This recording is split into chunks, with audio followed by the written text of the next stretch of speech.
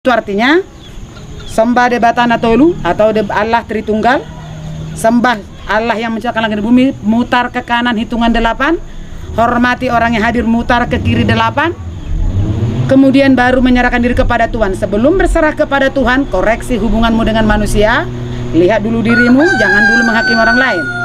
Baru tunjukkan lewat perbuatan, jangan lewat omongan, lewat perbuatan, baru berserah kepada Tuhan. Itu dia ya. Baru kemudian mulailah mengerjakan. Jadi ora et labora, berdoa dulu sebelum bekerja. Itu dia. Dengar-dengaran, ini sambil menerser ya. Dengar-dengaran, tapi hati-hati mengucapkan, rajin mengerjakan. Itu dia ya. Dengar-dengaran, hati-hati mengucapkan, rajin mengerjakan.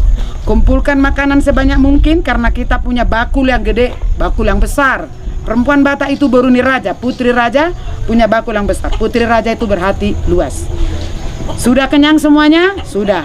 Oke. Kalau sudah begitu, sudah senang semuanya, mari kita bergembira bersama. Bersama. Ya. Jadi sebenarnya budaya Batak itu mengandung solidaritas yang sangat luar biasa, kolektif. Sampai sekarang itu masih berjalan ya di pesta-pesta adat.